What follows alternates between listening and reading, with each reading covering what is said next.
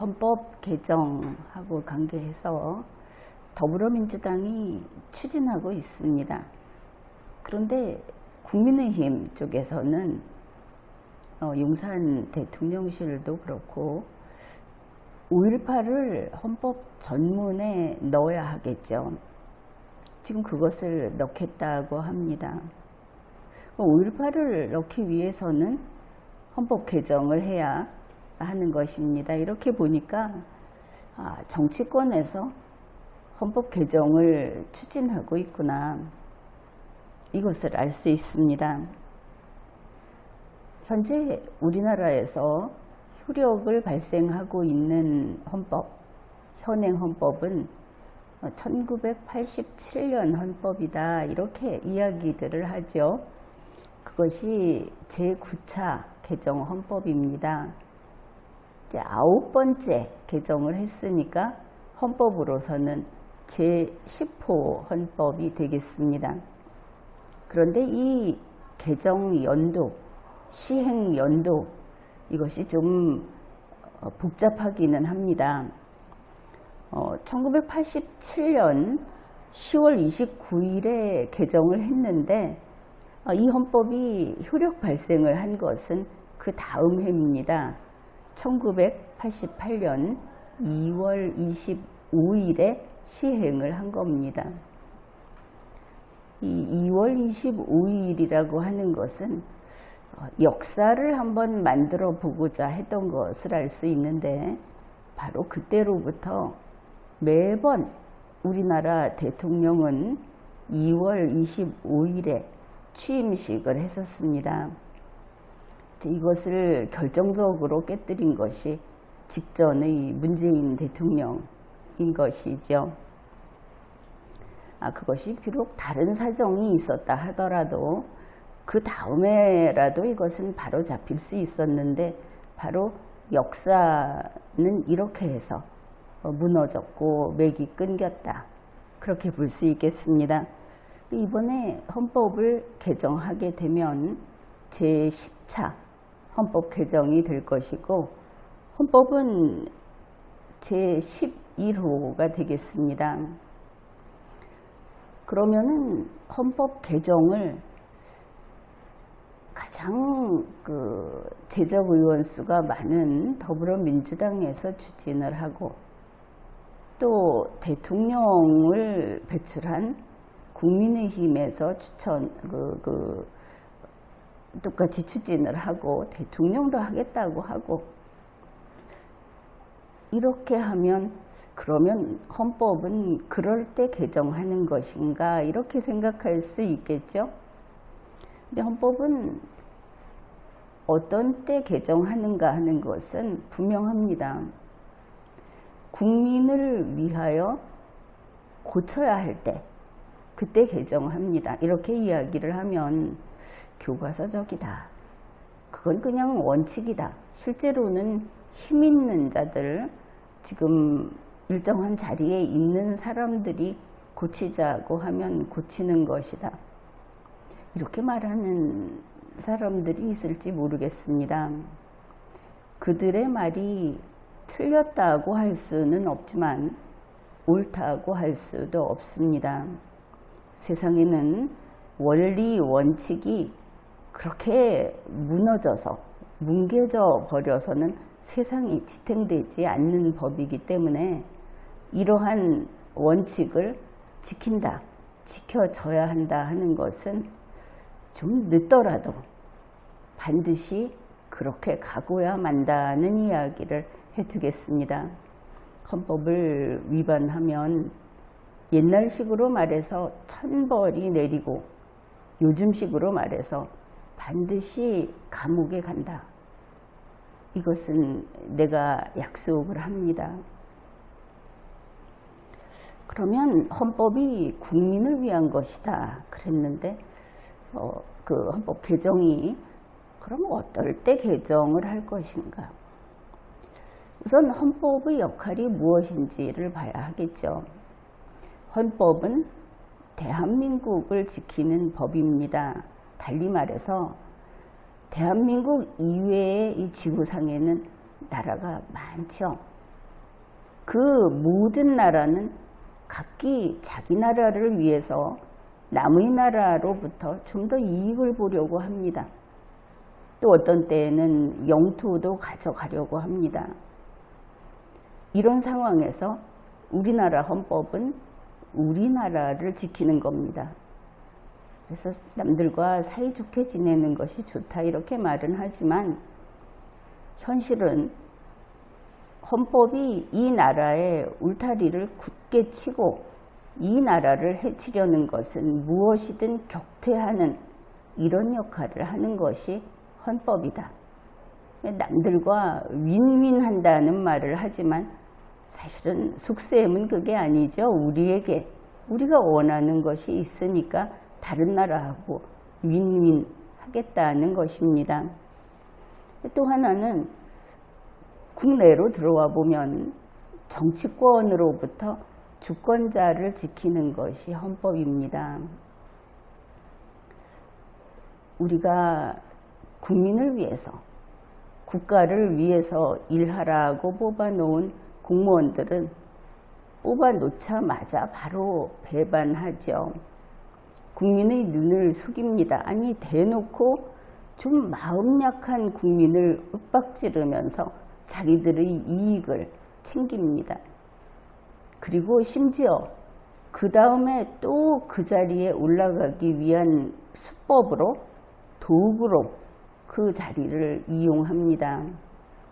이것을 막는, 이것을 지키는 것이 헌법입니다. 주권자를 지키는 것이죠. 그 다음에 근래에 보면 대통령만, 국회의원만, 제1당의 당대표만 혹은 우리가 알고 있는 검찰총장이라든지 법관이라든지 대법원장 이런 사람들만 국민에게 권한 남용을 하면서 개인의 이익을 챙기는 것은 아니더라. 우리가 그것을 보았습니다. 그것이 어떤 IT 기업일 수도 있고 아니면 그 지금 시대에 각광받는 어떤 그 기술을 가진 혹은 그만큼 큰 회사일 수도 있습니다. 이러한 것들이 정치권과 유착을 해서 국민에게 갑질을 한다. 이것을 헌법이 막고 주권자를 지키는 겁니다. 그뿐이 아니죠. 그렇게 크지는 않다 하더라도 어떤 단체를 조직해서 단체의 이익을 먼저 챙기느라고 정치권에 들어붙어서 우리 단체가 표가 몇이다. 이런 식으로 해서 어떤 단체라든지 집단이라든지 이들이 헌법이 보장하는 국민의 권리, 국민의 몫을 가로채는 일들이 비일비재합니다.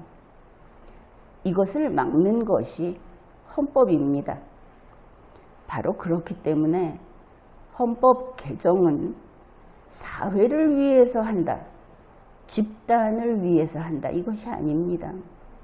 세상이 더 나아지기 위해서 개정을 한다. 그런데 그 세상이 누구의 세상인가를 따져봐야 하겠죠. 헌법은 한 명도 빠짐이 없는 전체 국민이 이거는 한마음으로 합의를 하고 컨센서스를 도출할 수 있다 하는 그것만 헌법이 관여하고 거기에 대해서는 어떤 세력도 좌지우지하지 못하게 하는 것이 헌법입니다. 그런데 이 힘이 막강하죠. 그래서 헌법은 개인의 자유를 바탕으로 하는 그러한 민주주의를 지키는 시스템이다. 근원적인 시스템이다. 이렇게 볼 수 있겠습니다. 이러한 것을 현재 우리 헌법에서도 밝히고 있습니다. 그동안에 헌법 전문을 마구 손을 대는 그래서 나는 그것이 다 무효라고 보지만 아직까지 계속 그 짓을 하고 있으니까 헌법 전문이라고 하는데 그것은 개정서문이다. 이렇게 늘 이야기를 했습니다. 그것은 나의 리걸마인드 도서를 보면은 상세히 아주 여러 차례 설명을 해 놓았으니 참고하면 되겠습니다. 그렇게 헌법 전문을 멋대로 손을 댔음에도 불구하고 아직도 건국 헌법부터 지금까지 여전히 내려오는 이 전문의 구절이 있습니다. 그것은 바로 이 부분입니다.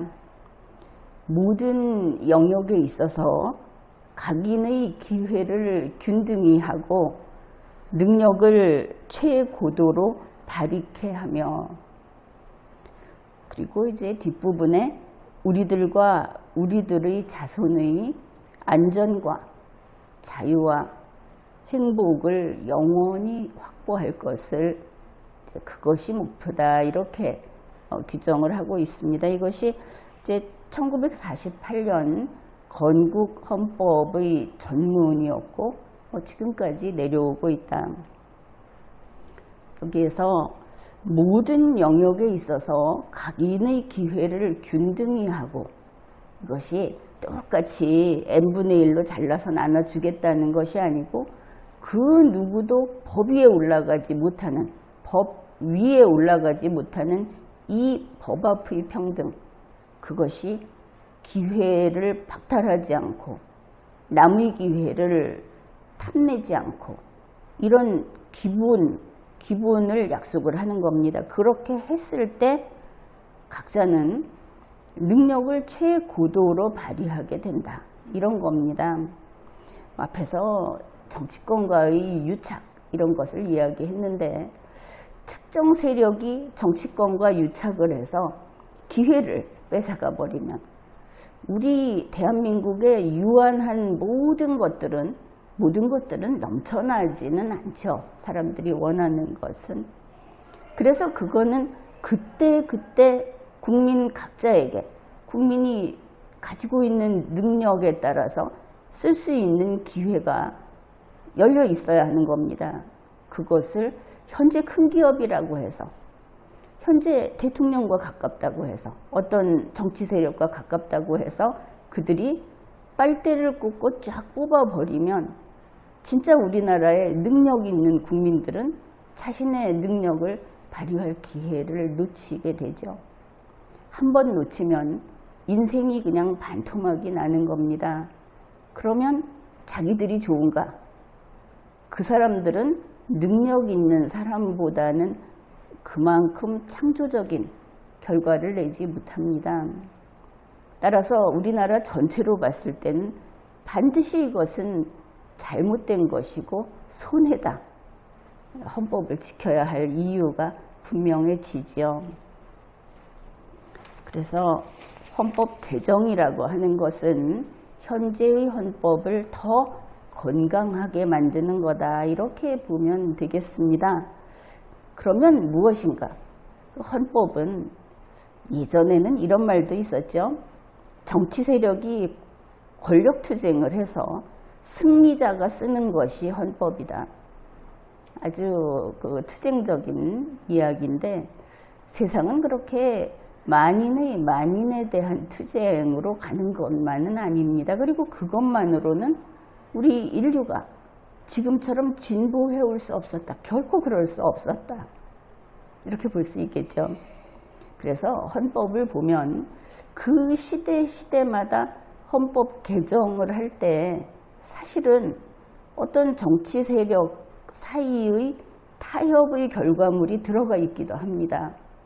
그런데 그것이 헌법 정신에 맞지 않고, 그리고 국민 개인의 자유를 최고도로, 이것을 원칙으로 삼는 민주주의에 맞지 않는 이런 것들이 아직 있기는 있습니다.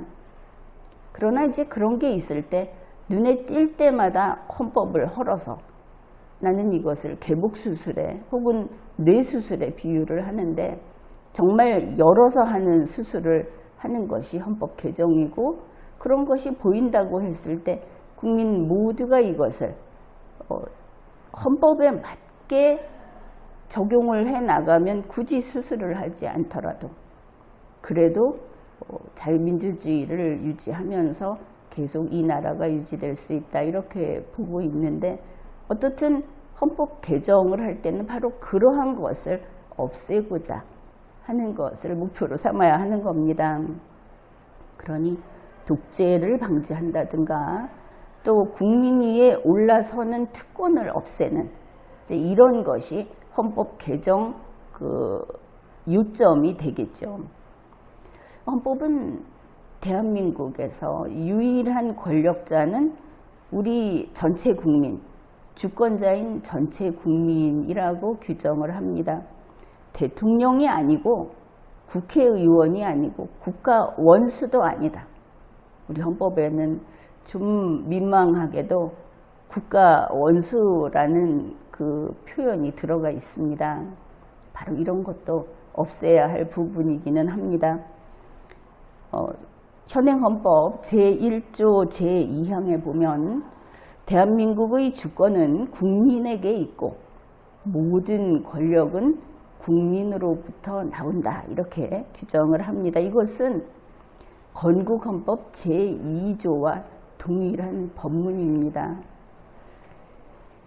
이 법문이 국민 여러분을 위대하게 만들고 우리가 인류의 진보를 이끄는 그런 나라가 될 수 있게 하는 그런 조문이다. 이렇게 이야기하겠습니다. 우리 헌법에서는 사회적 특수계급을 절대 금지합니다.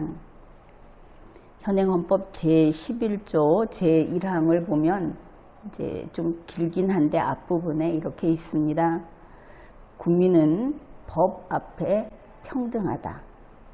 여러분이 잘 알고 있는 말입니다. 그러나 현실을 보면 뉴스를 보면 대통령실에서 브리핑을 할 때 이거 모르는 사람 있었죠. 이거는 위반해서는 안 되는 위반할 수도 없는 그런 것입니다. 그게 위반을 했다. 그러면 그 사람이 그러한 공무원이 내쳐지지 않았다고 하면 국가 기능이 뭔가 문제가 있는 거다. 이렇게 봐도 될 겁니다. 여기에 보면 이런 것이 있습니다. 사회적 특수계급의 제도는 인정되지 아니하며 어떠한 형태로도 이를 창설할 수 없다. 사회적 특수계급이라고 하면 어른들, 어린 아이들이 아니고 좀 나이 든 사람들은 그거 뭐 모르는 소리 하지 마라. 세상에는 전부 층층시하고 상명하복관계고 높은 분들은 높은 분들의 세상이 따로 있다. 우리 같은 것들은 이런 말을 하는 경우도 있었습니다. 그러나 그것은 잘못된 겁니다. 대한민국은 그런 국가가 아닙니다. 실제로 그런 것을 겪은 사람들에게 대해서는 좀 미안한 마음이 들죠. 법을 알고 국가 체제를 알고 있는 사람들로서는 그렇게 가서는 안 되는데 하는 책임감을 느끼게 되는 겁니다. 그래서 우선 뭐 할 이야기는 이렇게 보면 우리가 이 살고 있는 세상이 헌법을 통해서 얼마나 더 제대로 깊이 있게 이해할 수 있는가 하는 그런 느낌은 좀 느꼈을 것으로 봅니다. 이 정도 이야기로 이제부터는 작은 구체적인 이야기를 한번 해보겠습니다. 우리 헌법 제11조에서 사회적 특수계급을 절대 금지한다 이랬는데, 그런데 우리 헌법을 보면 제66조 제1항에서 대통령은 국가의 원수이며 외국에 대하여 국가를 대표한다. 이런 규정이 있습니다.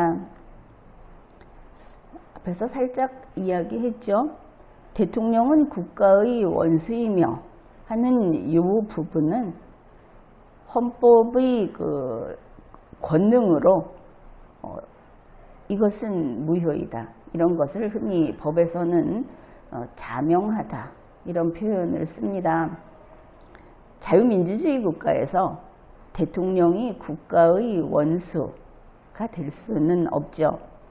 그러면 제9차 개정 헌법 제66조 제1항이 이렇게 들어갔는데 이것은 진보일까 퇴보일까? 이것은 퇴보입니다. 우리 건국헌법 제51조를 보면 분명히 확인할 수 있습니다. 건국헌법이 언제입니까? 1948년. 어떻게 이렇게 긴 세월이 지난 뒤에 퇴보한 이런 법조문을 헌법에 넣었는가? 지나간 일이니까 앞으로 우리가 잘 바로잡아가면 되겠죠.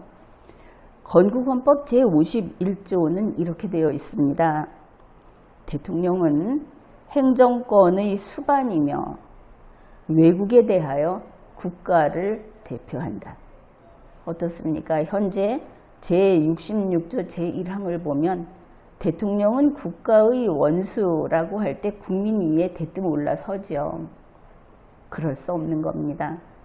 지금도 계엄선포권이라든지 경제 관련 이런 긴급 명령이라든지 하는 것들을 대통령의 특권이라고 말하는 사람들이 있는데 그것은 헌법을 제대로 몰라서 아예 토대부터 제대로 다져지지 않아서 그런 겁니다. 그런 것은 헌법에 있는 것 중에 대통령이라든지 누가 됐든 국회의원이 됐든 특권은 제로다.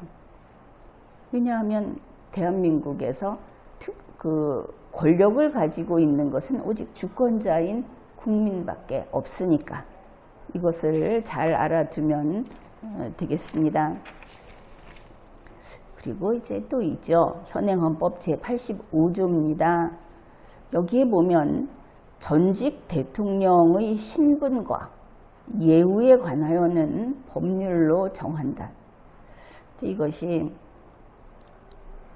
좀 코미디도 아니고 어떻게 헌법에 신분을 법률로 정한다 이렇게 넣어놓았는가. 더구나 전직 대통령의 신분을 이렇게 되는 부분이죠. 이걸 보면 대한민국 헌법이 전직 대통령에 대해서는 신분을 정해줍니다. 법률로 정하시오. 이렇게 했습니다. 그러니 헌법이 전직 대통령이라고 하는 전직 대통령 이 사람, 그 다음 전직 대통령, 그 다음 근데 그 가족까지 또 딸려 나오죠. 그래서 국민과 다른 이런 사람들이라고 하는 그 특수 신분을 창설하는 조문이다. 이제 불안할 겁니다. 이거 위헌인데, 헌법 내에서 위헌인데. 바로 그렇습니다. 맞습니다. 주권자인 국민과는 다른 사회적 특수 계급을 헌법 제85조가 창설하고 있죠. 헌법 제11조 위반입니다. 그리고 헌법 제11조와 제85조는 대등한 조문이 아니고 제11조는 이데올로기입니다. 이거는 조문 대 조문이기 때문에 어떤 게 중요하냐 이렇게 따질 수 있는 문제가 아닌 것이죠. 도대체 전직 대통령을 이렇게 특별히 대우한 것이 언제부터인가? 이게 좀 오래됐습니다. 처음에는 헌법은 없었습니다. 그냥 법률만 있었죠. 법률이 1969년 1월 22일에 전직 대통령 예우에 관한 법률이라는 법률을 제정을 했습니다. 그러면 박정희 대통령이 재임하던 때가 맞죠. 그러면 이때 이 예우를 받을 수 있는 사람은 누구였을까? 그리고 보니 이승만 전직 대통령은 사망했고 전직 대통령 윤보선이 생존해 있었고, 그 다음에 이제 박정희, 현직 대통령 박정희가 퇴임을 하면 이제 전직 대통령 박정희로 될 겁니다. 그러면 이제 대통령으로서는 윤보선과 퇴임하게 된 한 뒤의 박정희 둘이 되겠구나. 이게 대상이 되겠구나. 이것을 알 수 있죠. 그런데 이 법률을 보면 대통령의 그 유가족, 특히 이때는 미망인이라는 표현을 썼는데 그 부인도 혜택을 보게 돼 있습니다. 그러니 이때 이승만, 전직 대통령 이승만의 그 미망인 프란체스카가 있었던 것이죠. 근데 처음 이 법률이 제정됐을 때 혜택을 받을 수 있는 사람은 윤보선, 전직 대통령으로는 윤보선, 그리고 전직 대통령의 그 유가족으로서는 프란체스카, 이렇게 두 사람이 혜택을 보게 되는 그런 상황이었습니다. 그때는 그 연금을, 지금도 있죠. 전직 대통령 연금이라는 게 있는데, 맨 처음에는 그 연금을 주는 사람, 그러니까 박정희 현직 대통령의 봉급 뭐 연액 이렇게 따지는데 그냥 이렇게 쉽게 이야기합시다. 봉급의 100분의 70, 이거를 윤보선 전직 대통령에게 주는 겁니다. 이승만, 전직 대통령 이승만은 사망했으니까 프란체스카에게는 얼마를 줄 것이냐. 박정희 현직 대통령의 봉급의 100분의 50을 주는 것으로 이렇게 규정을 했습니다. 그 다음에 이제 연금뿐 아니라 비서를 3사람을 둘 수 있는데, 한 명은 1급 공무원에, 이거 막강한 거죠. 2명은 2급 공무원에 준하는 사람으로 해서 그 돈을 이 법률에 따라 정부가 준다. 이렇게 규정을 한 겁니다. 뭐 이야기하는 김에 한 가지 더 하면은 이 연금이 그 당시 우리 국민들 생활 수준에 비했을 때는 좀 많은 돈이죠. 그냥 놀고 받아 먹는 돈입니다. 그냥 쉽게 말하면. 그런데 이렇게 받게 되면 세금이라도 좀 많이 걷어야 하지 않겠습니까? 그런데 이걸 처음에는 세금을 공제했습니다. 그런데 1974년 12월 24일에 소득세법을 개정을 해가지고 다음 해인 1975년 1월 1일부터는 이 연금이 비과세로 됩니다. 그러니 그때부터 지금까지 전직 대통령이라는 그 특수 계급 이어서 받는 돈은 세금을 안 냈던 것이죠. 세금도 안 내는 돈을 받는다. 굉장한 특수신분인 것을 알 수 있죠. 그런데 이게 대통령이라는 사람은 자기가 그만두면 이 전직 대통령 그룹에 들어가죠. 그래서 지금은 사심 없이 이거를 늘려준다 하더라도 결국은 자기가 받게 됩니다. 자기 가족이 받게 됩니다. 그런데 이 전직 대통령의 예우는 해가 갈수록 점점 확대가 됐습니다. 축소되지를 않았던 것이죠. 그게 대폭 확장된 것이 헌법에 집어넣으면서 그렇게 됐습니다. 언제적이냐 하면은 1980년 제8차 개정 헌법.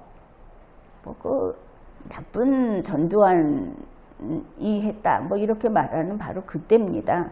그래서 이게 1980년 10월 27일에 공포된 그 헌법인데, 이 8차 개정 헌법 제61조에 이렇게 들어가 있습니다. 전직 대통령의 신분과 예우에 관하여는 법률로 정한다. 현행 헌법하고 똑같죠. 조사 하나 틀리지 않고 똑같습니다. 이렇게 신분과라는 이 엄청난 게 딱 들어앉은 것이죠. 그리고 헌법에 들어가고 나서 바로 이어서 이제 1981년 3월 2일에 법률을 개정합니다. 개정 이유는 당당하죠. 헌법 제61조의 규정에 근거하여 이렇게 들어갑니다. 거기에 그 개정 이유서를 이렇게 봤더니 거기에 전직 대통령의 신분에 관한 규정을 신설한다 이렇게 써놨습니다. 전직 대통령의 신분을 따로 규정한다고 왜 헌법에도 그렇게 넣어버렸습니까? 이거는 이제 여러분이 아마 느끼는 그 정도는 크고 작고가 있을 겁니다. 돈으로 이야기하죠. 전직 대통령에게 주는 연금을 대폭 올렸습니다. 전에 100분의 70 주던 것을 100분의 95 줍니다. 현직 대통령이 100을 받으면 전직 대통령이 95를 받는 겁니다. 이거는 잘못됐다 싶죠? 일 안 하는 사람, 대통령을 둘을 두는 셈입니다. 전직 대통령이 살아있으면 쭉 대통령을 더 두고 있는 셈입니다. 그런데 나머지는 일 안 합니다. 세금도 안 내면서 이 돈을 가져갑니다. 이렇게 되는 겁니다. 그 다음에 그전에는 대통령이 사망하고 전직 대통령이 사망하고 이제 부인도 사망하고 그런데 자녀가 있다. 그 유자녀가 있다 그러면 18살 미만에게만 그 부인이 받던 연금을 주도록 했었습니다. 그런데 이때 아주 파격적으로 30세 미만인 유자녀에게 주고 그러면 끝나야 하지 않겠습니까? 그런데 그게 아니고 30세 이상인 경우에는 생계 능력이 없을 때 준다. 무조건 다 준다. 이렇게 됐습니다. 그래도 이제 우리가 좀 위안이 되는 것이 그래도 생계 능력이 없을 때만 주는구나. 이제 이렇게 뭐 그렇게라도 우리가 좀 그 화를 사겨야 하지 않겠습니까? 그런데 이제 그것마저도 깨뜨립니다. 그 기대마저도 깨뜨리는데 아무튼 이때 그 개정한 법률 제1조에 이렇게 들어갑니다. 이 법은 전직 대통령의 신분과 예우에 관한 사항을 규정함을 목적으로 한다. 이리하여 전직 대통령 예우에 관한 법률도 위헌법률로 돼버립니다. 제1조에 신분이 들어가서 헌법 위반이 되기 때문에. 조금 전에 그 유자녀 이야기를 했는데 1981년 4월 8일에 전직 대통령 예우에 관한 법률 시행령을 개정합니다. 대통령령을 개정합니다. 거기에서 아니 그러면 30살 이상인 유자녀 중에 생계 능력이 없다는 것은 무슨 뜻이냐. 우리 국민이 생각하는 생계 능력이 없다는 것은 먹고 살기 어렵다 아닙니까? 그런데 여기에서 시행령에서 이렇게 규정을 합니다. 전직 대통령의 유자녀로서 품위를 유지하기 어려우면 그거는 생계 능력이 없는 것으로 본다. 이 사람들의 생계 능력은 우리 국민하고 이것도 다르구나. 우리는 입에 풀칠도 못해서 굶어 죽는 81년 돼도 어려운 사람은 굉장히 어려웠죠.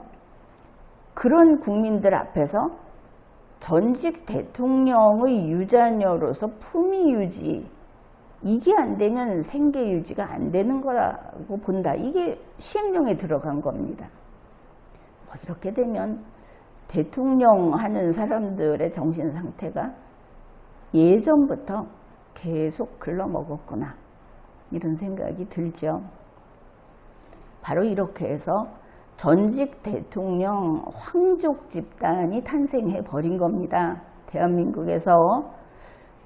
그래 이거를 이제 현행 헌법인 1987년 제9차 개정 헌법 여기에서 그대로 가져온 겁니다.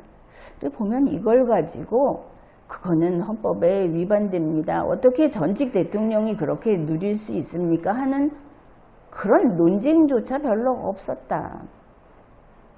지금 보면 그렇습니다. 그래서 헌법이 전직 대통령의 신분과 예우에 관해서는 법률로 정해라 이랬고, 법률도 아주 후하게 계속 확장을 하고 있죠. 이러면은 전직 대통령 예우에 관한 법률에서 뭐를 얼마나 해준다는 것인가, 이거 한 몇 가지 살펴봅시다. 우선 연금 준다고 했습니다. 대통령은 대통령을 여러 번씩 한 사람들은 모르겠는데 87년 지금 현행 헌법 하에서는 대통령 단임제 아닙니까? 딱 한 번 하고서 연금 받는다. 철밥통이죠. 어떻든 현재 대통령이 받는 돈의 100분의 95를 줍니다. 그 부인은 남편이 죽으면 전직 대통령이 죽으면 그 남아있는 배우자는 100분의 70을 받습니다. 그 배우자도 사망하면 그러면 유자녀는 평생 바로 그 100분의 70을 연금으로 받습니다. 이 모두는 비과세, 세금을 내지 않습니다. 그 다음에 전직 대통령의 기념사업을 지원하도록 해놓았습니다. 여기에 대해서는 너무나 널리 이런 것들이 이해관계가 얽혀 있기 때문에 애초에 싹 걷어냈어야 할 거미줄 같은 것인데 전국적으로 너무나 널리 있기 때문에 구체적인 이야기는 안 하겠습니다. 그러면 이 기념사업의 규모가 어느 정도냐? 노무현 대통령 기념사업을 보면은 2010년부터 2021년까지 하는 기념사업이 이제 한 건만 봅시다. 거기에 들어가는 돈이 초기 이야기가 550억 원이 들어간다고 했습니다. 그 중에 국비가 165억 원이다. 전직 대통령은 공무원이 아닙니다. 전직 대통령은 국가와 국민을 위해서 어떠한 노동도 어떠한 노무도 제공하지 않습니다. 그런데 이렇게 지원을 하는 것이죠. 그 다음에 전직 대통령은 국립묘지에 안장을 합니다. 이게 국립묘지를 보니까 대통령의 경우에, 전직 대통령의 경우에 무려 80평의 땅을 제공한다고 합니다. 흔히 하는 말이 사람 살다가 죽어서 한 줌 재로 돌아간다고 이야기를 하는데, 지금은 안 그래도 땅이 부족해서 납골묘를 거의 권장이 아니고 이제 당연히 그렇게 가는 쪽으로 돼가고 있죠. 나중에는 이 납골묘조차 부담이 될지도 모릅니다. 그런데 80평이라니 이게 말이 되는가? 사람이 태어날 때 차별이 없었듯이 저 세상으로 돌아갈 때도 차별이 없는 법인데, 누구는 국민 세금으로 80평 땅덩이를 갖고 저 세상으로 간다. 이거는 옳지 않은 일이죠. 그런데 국립묘지에 매장이 안 되고 다른 곳에 안장을 했을 경우에는 이걸 또 정부가 돈 들여서 관리를 하게 돼 있습니다. 그것이 법에 규정이 되어 있습니다. 비서관 3명, 운전기사 1명을 정부가 책임을 집니다. 앞에서부터 쭉 이야기했듯이 전직 대통령은 공무원이 아닙니다. 전직 대통령은 하루 8시간 근무, 주 5일이든 4일이든 근무하지 않습니다. 또 그들 몫으로 할 수 있는 일도 법률상 배정되는 것이 없습니다. 그냥 빠져나가는 것이죠. 그리고 전직 대통령과 그 가족, 과거에는 유족 이랬는데 지금은 가족 이래서 그 범위가 확장될 소지가 아주 큰데, 이들에게 경호 및 경비를 제공하고 교통, 통신, 사무실을 제공하고, 그리고 치료, 그 밖에 필요한 예우를 제공한다고 되어 있습니다. 법적으로 되어 있는 것도 있고 관행적으로 되어 있는 것도 있습니다. 안 그래도 병원 가기 어렵다고 하는데 치료, 이들은 최우선적으로 최고의 치료를 무료로 받습니다. 경호 및 경비와 관련해서 이들이 전직 대통령은 국가 1급 기밀을 취급한 자였다, 이런 이야기를 하는데, 지금 보면 1급 기밀이라고 하는 것이 이 사람들을 경호 경비함으로써 지켜야 할 시대도 아니고, 지금은 그렇죠. 그렇게 친다면 건국헌법 때 이러한 전직 대통령 예우 이야기는 나오지도 않았습니다. 그렇다면 그 긴 세월 대통령직에 있었던 이승만 대통령은 국가 1급 기밀을 늙은이여서 별로 기억하지도 못하고, 그래서 그거 취급자라는 게 의미가 없었다는 이야기냐. 박정희 대통령도 참 길게 했는데, 그러면 그 양반은 사고로 세상을 떴으니까 신경 안 써도 됐으니까 됐다, 이렇게 말을 하려느냐. 이 국가 1급 기밀 취급자이기 때문에 경호 경비를 하면서 몇십 명이 둘러싸고 다닌다고 하는 것은 당치도 않는 이야기입니다. 또 이럴 때 미국 이야기를 하는데 여기는 한국입니다. 그리고 한국 대통령은 미국 대통령과 법적 지위가 다릅니다. 그래, 역대 대통령과 그 집안에 어떤 예우를 해왔나, 그건 그냥 재미삼아 보는 겁니다. 이승만 전직 대통령은 국립묘지에 안장됐습니다. 프란체스카는 1969년 1월부터 1992년까지 사망할 때까지 연금과 예우를 받았고, 역시 국립묘지에 안장됐습니다. 전직 대통령 윤보선은 1969년 1월부터 1990년 7월까지 연금과 예우를 받았고, 그 유자녀, 미망인 손덕기 여사가 그 다음에 받았는데, 이것은 뉴스 한 건이 있습니다.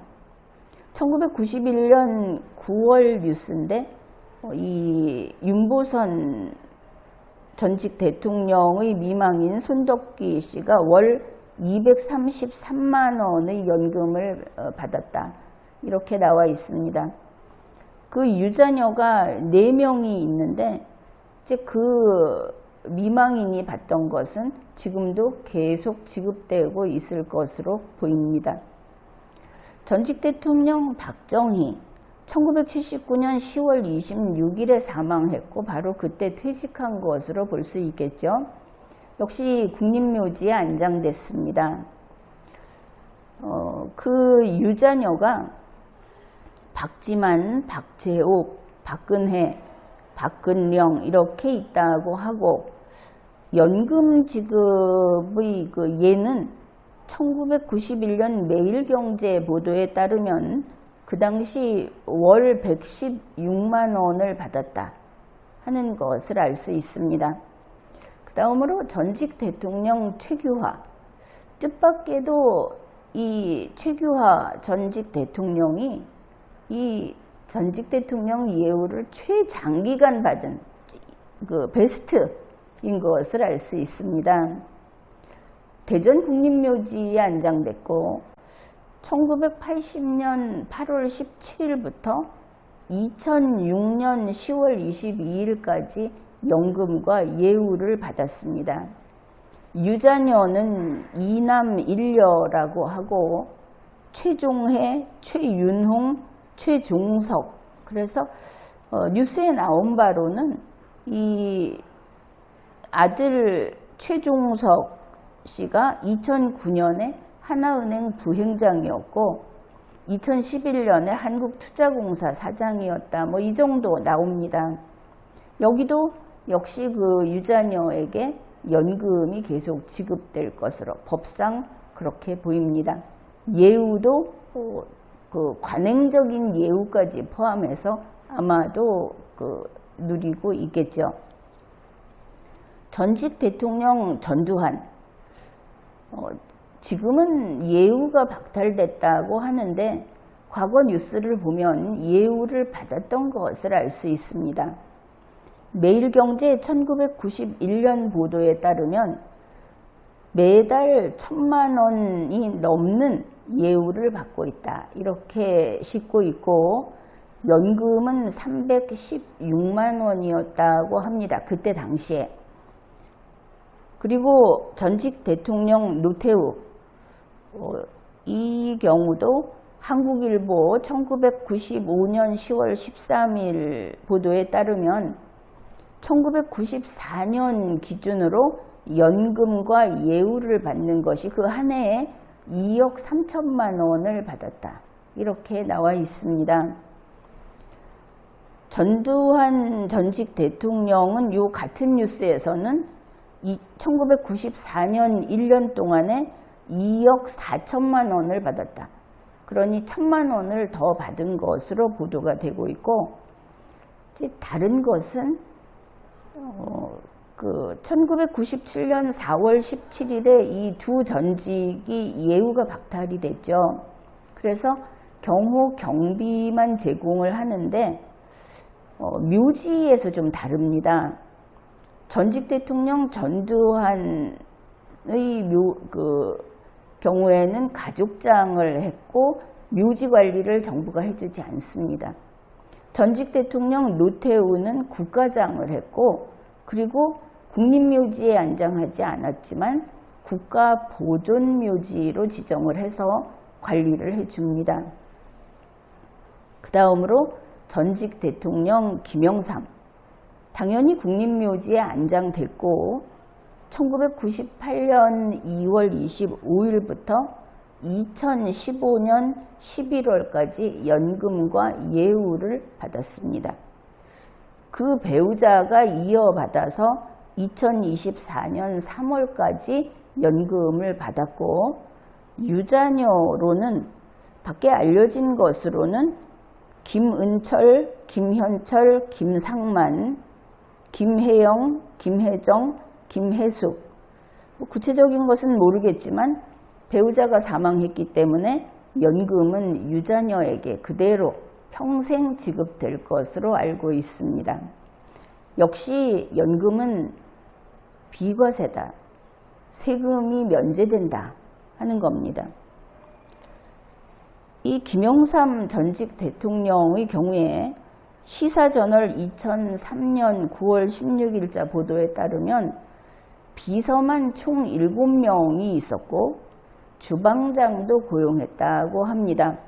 아주 예우를 소위 알차게 누렸던 것을 알 수 있습니다. 그 다음으로 전직 대통령 김대중, 국립묘지에 안장됐고 2003년 2월 25일부터 2009년 8월까지 연금과 예우를 받았습니다. 그 미망인이 이어서 2019년 6월까지 연금을 받았고, 물론 예우도 받았죠. 뉴스에 이 경우에는 어떤 예우가 있었다 종종 보도가 됐습니다. 그 다음에 유자녀로는 김홍일, 김홍걸, 김홍업, 그런데 아마도 그 김홍일 씨는 2019년에 사망한 것으로 되어 있기 때문에 지금은 나머지 자녀들이 이 연금을 받고 있을 것이다, 이렇게 봅니다. 전직 대통령 노무현, 2008년 2월부터 2009년 5월까지 연금과 예우를 받았고 국가보존묘지로서 그 묘지 관리를 하고 있습니다. 그 미망인은 생존해 있기 때문에 여전히 연금과 예우를 받고 있고, 자녀로는 노건호, 노정연이 있는데 그 미망인이 세상을 뜨면 평생 동안 이 혜택을 받게 됩니다. 그 다음으로 이제 전직 대통령 가운데 생존해 있는 대통령들이 되겠습니다. 전직 대통령 이명박 2013년 2월부터 2020년 10월까지 연금과 예우를 받았습니다. 그런데 2020년 10월에 형이 확정되고 그러면서 부인의 경호 경비만 했다. 왜냐하면 본인은 수감됐으니까 이렇게 되어 있고 2022년 12월 28일에 사면되면서 다시 경호와 경비가 재개됐다. 이것을 알 수 있습니다. 전직 대통령 박근혜 탄핵으로 파면됐습니다. 그래서 연금이 없고 어떻든 그때부터 수감되어 있는 기간을 지나서 이제 경호 경비를 현재 받고 있다. 전직 대통령 문재인 2022년 5월 10일부터 지금까지 연금과 예우를 받고 있고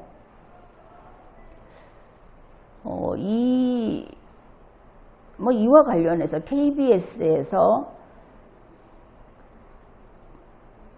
문재인, 권양숙, 손명순 이제 연금이 나가는 사람들이 현재 이들입니다. 근데 이들에게 연금이 2023년 푼 연금이 5억 원이 책정돼 있다. 이렇게 보도를 했습니다. 그런데 이 손명순 씨, 그러니까 전직 대통령 김영삼의 배우자 손명순 씨가 2024년에 사망했기 때문에 이제 좀 조정이 되겠죠. 그래서 서울신문이 2022년 12월 1일에 보도한 것을 보면 그리고 이제 아시아경제 2021년 9월 8일 이 경비라는 것도 이게 만만치가 않습니다.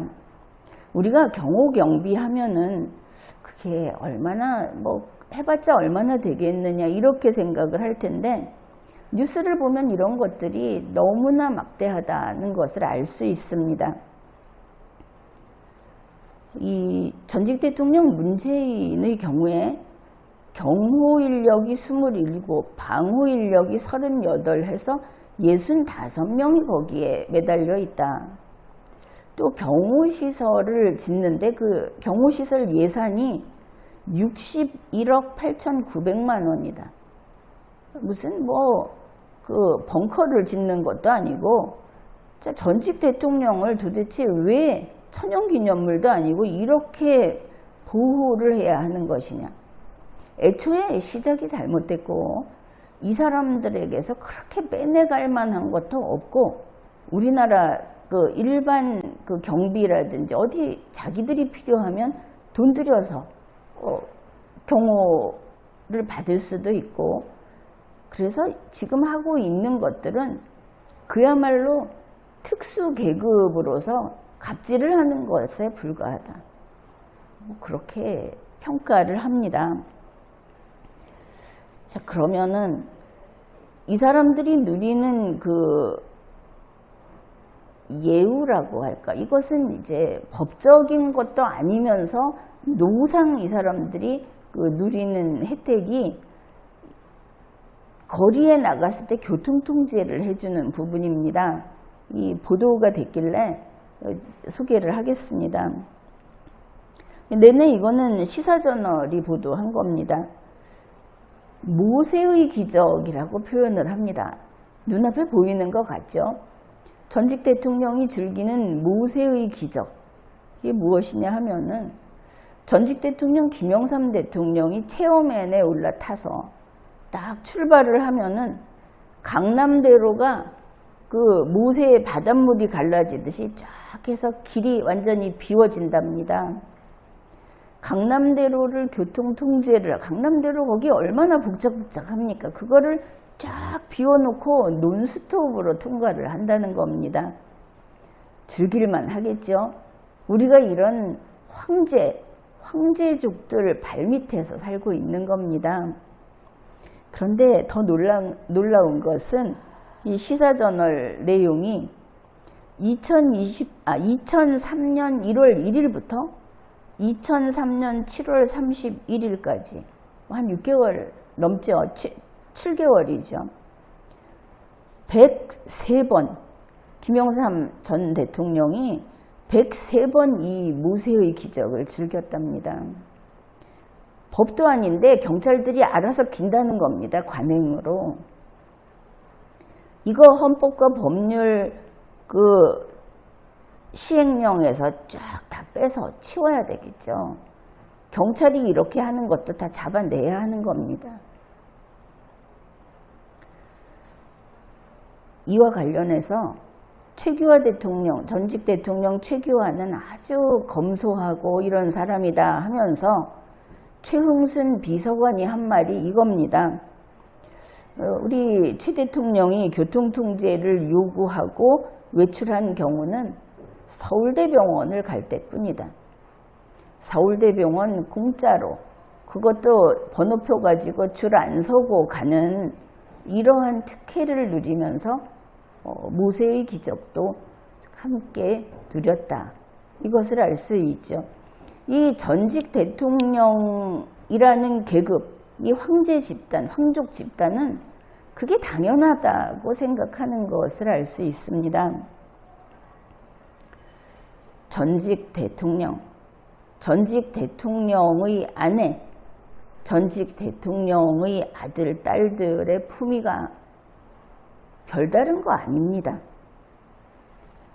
그들은 땀 흘려 일해서 세금 내면서 제대로 된 국민으로 살아야 하는 겁니다.